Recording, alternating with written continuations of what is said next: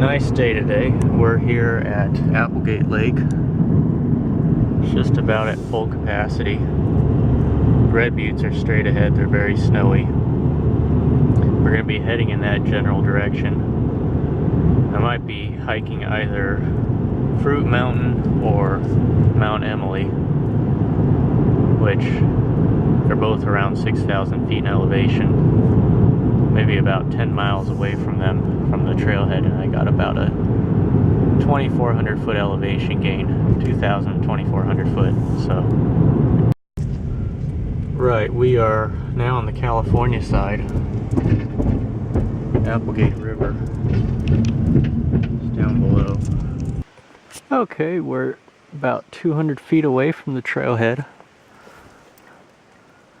and I have my clippers and my snow pants and boots on because right down here it's dry, but there's definitely a lot of snow the higher up I go.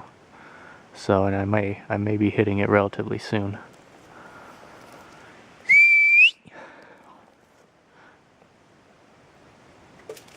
Good boy. Are you ready? Are you ready? All right, let's get on going. This is the trailhead here. You can't really see much of it, but that's where the sign is. Go, Knadel.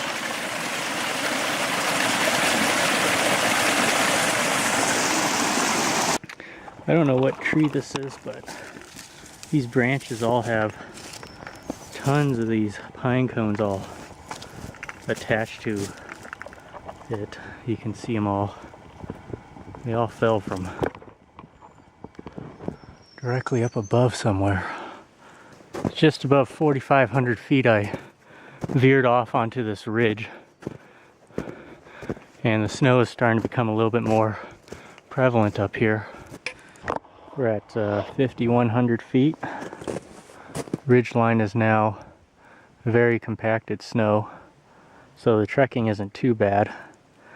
All of these branches and needles and twigs help to make it easier to not fall through.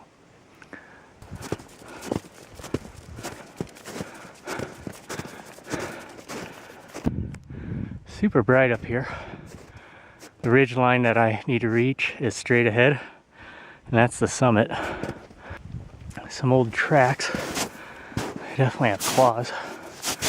Maybe they're bear or mountain lion. So I'm following these big tracks again, and they lead up a very nice way that avoids all these overhanging cornices. So I'm basically going to follow it the whole way.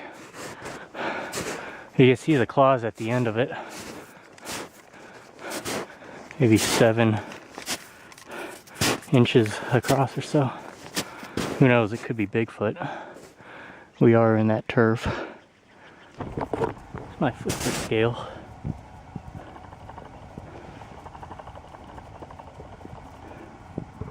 They're all snowballs that have kind of rolled down from the cornices. The cornice may have snapped that tree in half.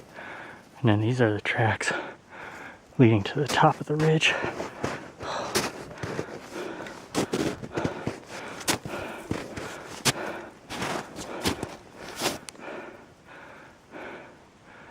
You see all the claw marks. Really took a angled slope up. Survived the cornice.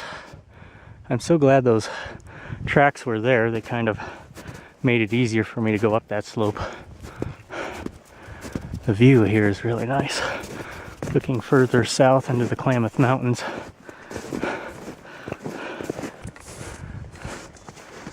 Nice thing about being on top of the cornice is that the snow is always pretty solid, just from all the wind.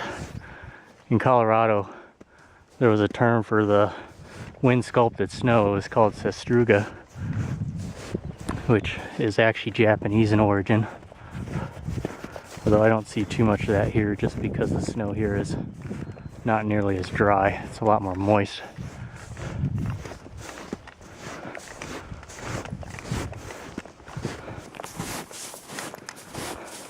Looks like we have more large animal tracks. Wow, you can really see the size of those claws. This looks like it's kind of a passing corridor for some of the larger animals. We are out of the snow. The final set of rock outcroppings to go. What is it, Canadle? What is it? Go up. Go up, Canadle. Go up. Go up, Canadle. Go up.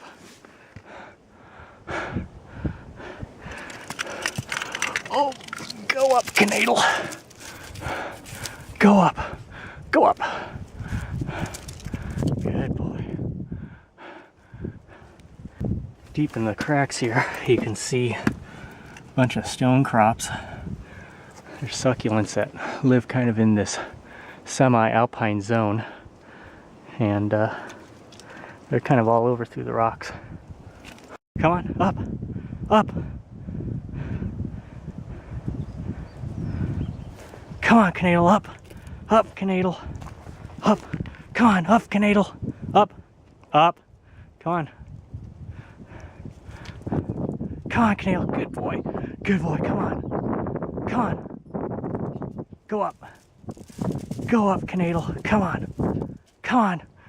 Come on, Canadle.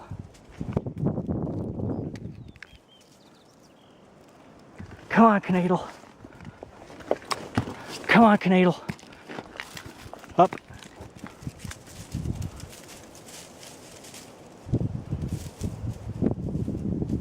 Good boy. Come on, up. Good boy. Come on.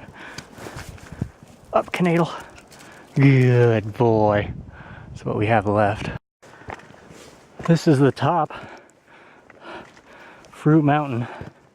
It's just about 5,900 feet in altitude. Alright, this is the summit view looking east towards the eastern Siskiyou Mountains. It's primarily the Oregon side. It's Dutchman Peak, Wagner Butte. And then this is going south into California, more towards the western Siskiyous. Those are the Red Buttes, Kangaroo Mountain. I think that's Rattlesnake Mountain. I'm going to head over to that false summit that's in that direction there. Bunch of cliffs. Some of the high mountains kind of near the Scott Valley are also visible. Right in the center screen there in the far back, that's the Black Marble Mountain Wilderness, Boulder Peak area. And then those are some more peaks west of there. And then high mountains in the background there are part of the Preston Peak area. And then this is just kind of the continuation of the high ridge. It goes back into Oregon, this part of the western Siskiyous. Pyramid Peak area. Right up at the top of the cirque there is Azalea Lake. And actually right in the bottom of the valley here there was a plane wreck that occurred in 1945. The graves of 3 civilians are down there. Mount Emily is that one. I could actually traverse over to that, but it's getting a little late in the day. And that's the way I came up. The clump of trees right in the center there, that's where the animal tracks were. Lake Peak, Arnold Peak, it's also known as, that's on the Oregon side. That's going towards Oregon Caves area. Grayback Mountain, Whiskey Peak is this drier one.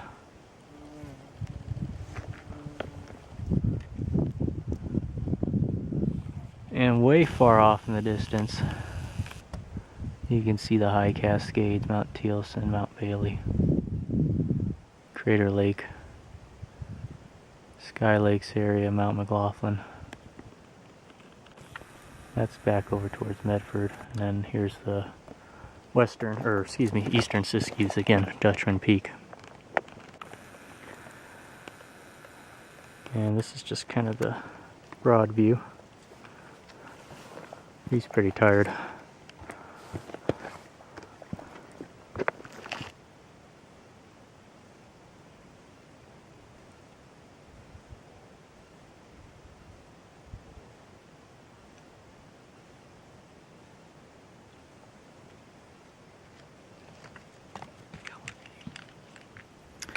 Alright, now we're going to trek over to the false summit.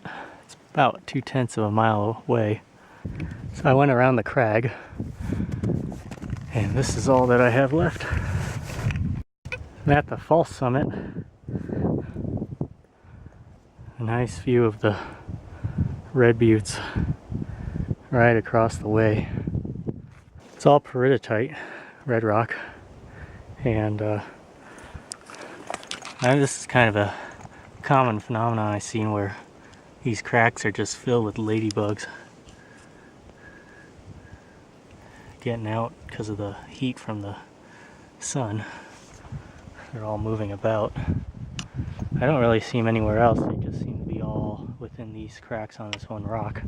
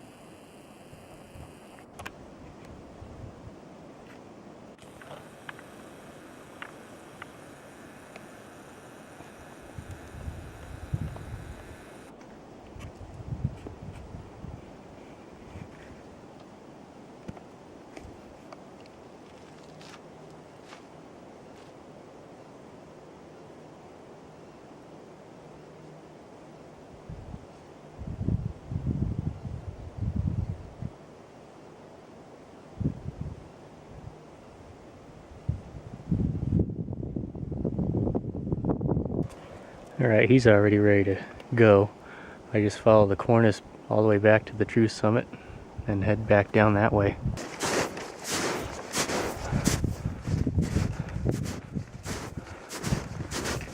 Right here, Canadle.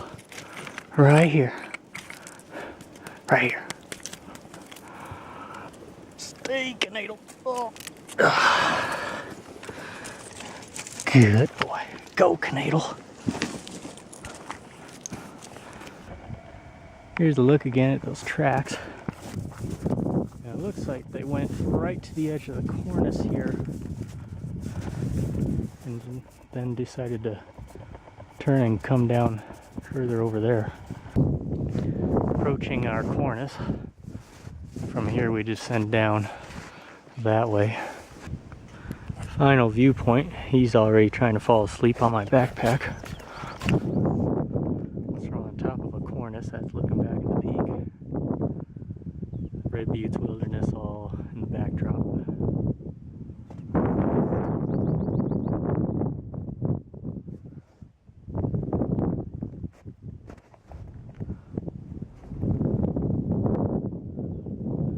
And here's the view down a steep slope.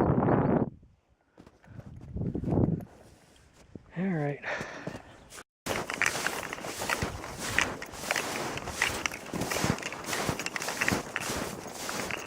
So my clippers had broke.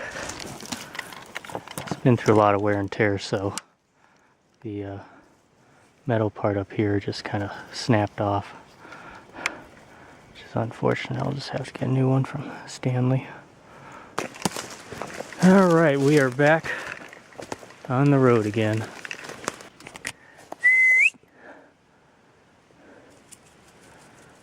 Come on, Canadle. Go up, up, up.